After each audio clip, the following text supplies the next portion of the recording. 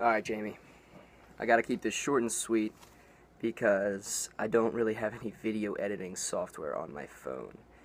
So I'm just gonna do this all in one take and, try to keep it within like 2 minutes. Anyway, my big boy, Johannes Gutenberg, invented the printing press in what I want to say is around 1400, while we're in the midst of the Middle Ages, towards the end of the Middle Ages, which has an impact with my guy. Think about it, printing press, first thing is mass production of literature.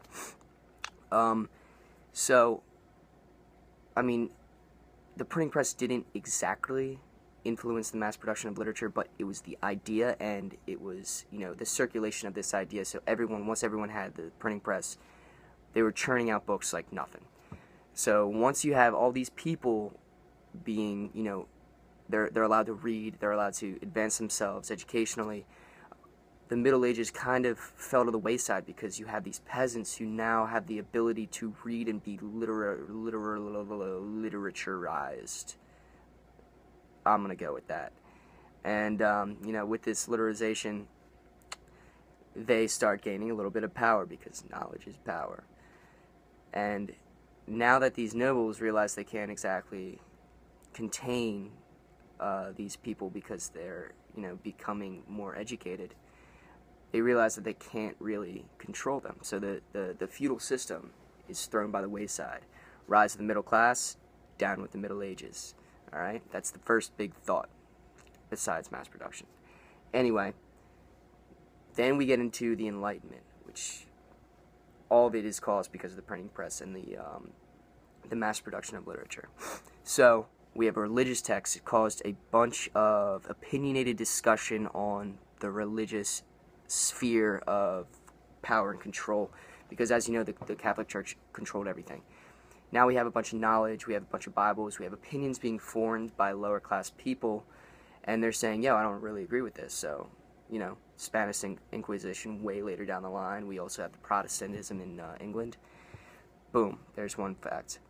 Scientific texts. Now, it caused a lot of existentialism in this period because we had, Plato and Aristotle. Those texts were all handwritten by monks and stuff, preserved throughout the ages after the burning of the Alexandria Library. Blah, blah, blah. With the printing press, we could just, churn these things out. So now we have scientists thinking, they're reading all these old things that they never had before. So, boom, there's one thing. You got a bunch of scientific texts. Existentialism, it was the period of Descartes with, cogito ergo sum, I think therefore I am.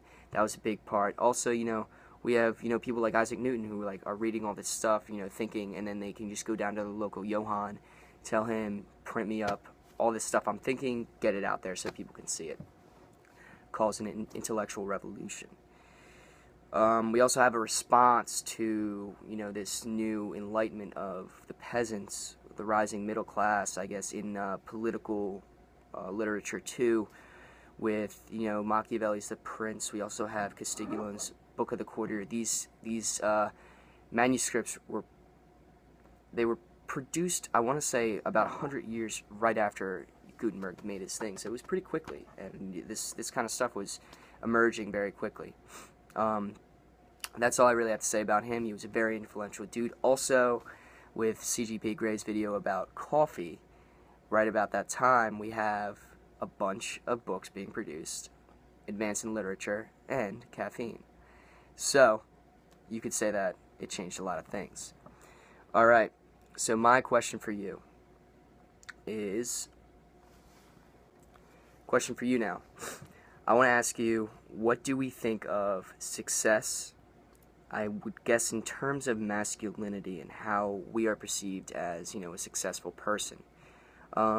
Think, I guess, Marxist a little bit. Think about how, we're subject to a bunch of, icons in Hollywood, in film, in media, and how they perceive us as, successful, who the best man is. Think about that, and how do you think, your opinion would shape who the best person is and, success. So, kind of going off of what we just talked about, but a little more existential. Alright.